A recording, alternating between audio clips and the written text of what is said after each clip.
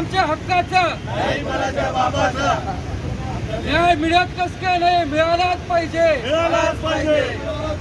मिळत कसं नाही, मिळत कसं नाही. राज्य अभियंता संघटनेचं, कंत्राटदार महासंघाचं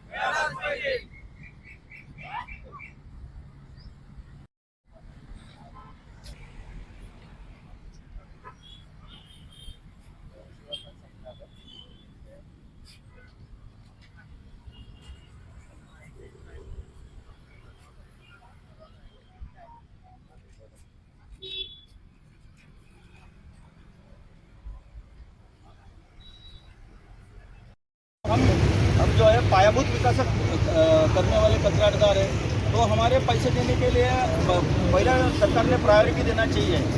लाड़की बहन वगैरह उसके लिए भी हमारा कुछ बोलना नहीं है, लेकिन हमारे हम जो पायाभूत विकास कर रहे हैं उसका बेनिफिट सबको होता है. इसकी वजह से हमें हमारे प्रलंबित देंगे. हाँ, और दूसरा एक विषय है कि अभी गवर्नमेंट एक ही कॉन्ट्रैक्टर को काम देने के लिए अलग अलग मतलब कामें एक करके बड़ा टेंडर निकाल रहे हैं और एक ही आदमी को दे रहे हैं. लेकिन महाराष्ट्र शासन, भारत सरकार का उद्देश्य क्या है? सबका साथ सबका विकास.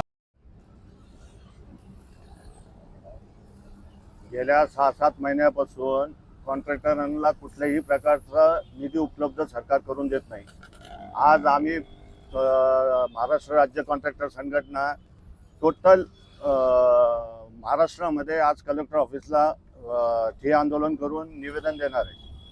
तर आम्ही आता मागे मंत्री महोदय शिवेंद्रराजे भोसले यांना भेटून आलो.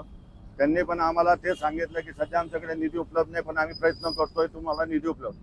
तरी हे सरकार इतकं गाफील राहतंय की अजूनही कामं मंजूर करतंय. इतके 1000 कोटी रुपये देणं बाकी असतानाही नवीन कामं काढण्याचा अजूनही त्यांचा ते प्रयत्न चालूच आहे. प्रत्येक आमदार काम मंजूर करून घेत आहे आणि त्या ह्याला कुठल्याही प्रकारे निधी नसतो.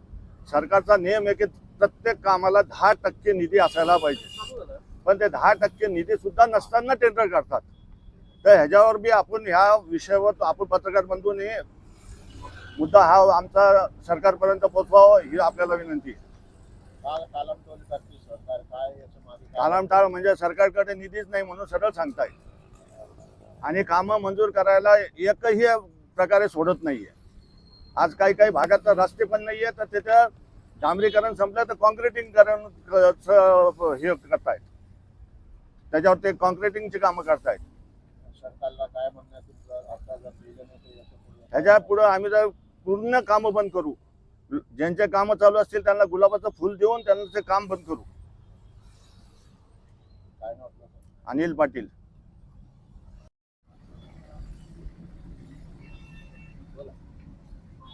आज दिनांक 10 मार्च रोजी आम्ही राज्य अभियंता संघटना व महाराष्ट्र महासंघ कंत्राटदार यांच्यातर्फे धरणे आंदोलन ठेवलेले आहे. बऱ्याच गेल्या काही दिवसापासून आमच्या संघटनेमार्फत आम्ही काम बंद आंदोलन पुकार केलेला होता. तसंच आम्ही माननीय मंत्री मोदी साहेबांना भेटून सुद्धा त्यांना आम्ही निवेदन दिलेले आहे. तरी सुद्धा आमचे जे बिलाचे देयक आहे अजून सुद्धा देण्यात आलेले नाहीये. त्यासाठी आज आम्ही जिल्हाधिकारी कार्यालयासमोर धरणे आंदोलन येथे राज्य अभियंता संघटनामार्फत करत आहोत.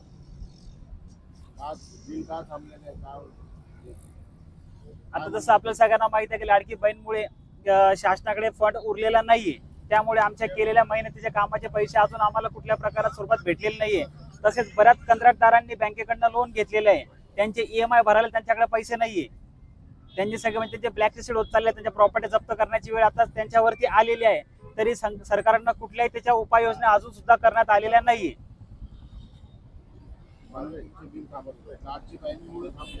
लाडकी बहीण आणि त्याच्या मागे बरेच असे अजून इतर कारणे सुद्धा आहे. पण बऱ्याच म्हणजे PWD म्हणजे सार्वजनिक बांधकाम विभाग, पाणी पुरवठा, तसेच जिल्हा परिषद, बऱ्याच विभागाचे म्हणजे कुठल्या प्रकारचे देयक अजून देण्यात आलेले नाहीये. काय म्हणणं काय आता तुमचं शासनचं आमचे जिल्हा पूर्ण आमची त्यांना एकच विनंती आहे की जे पण देयक थांबलेली आहे ती लवकरात लवकर त्यांनी देण्यात यावी.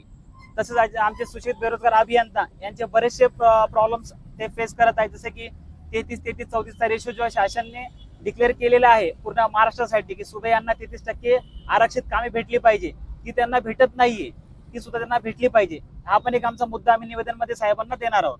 ओपन सान ड्रॉ होत नाही म्हणून आणि तसेच अजून एक मुद्दा की जे छोटे मोठे जे कामं असतात एखाद्या विभागांतर्गत जसे 10 कामं छोटे छोटे तयार करून त्याचे एकच मोठं टेंडर बनवून एखाद्या मर्जीतल्या ठेकेदाराला देण्यात येतात, ते सुद्धा थांबवण्यात आलं पाहिजे. आणि आमच्या संघटनेमार्फत आमच्याकडे तसं म्हणजे कोर्टाकडनं ऑर्डर काढलेली आहे की ही क्लबिंग ही नियमबाह्य पद्धतीने केल्या जाऊ लागली, तर ती लवकरात लवकर थांबवली गेली पाहिजे. अक्षय ताटे.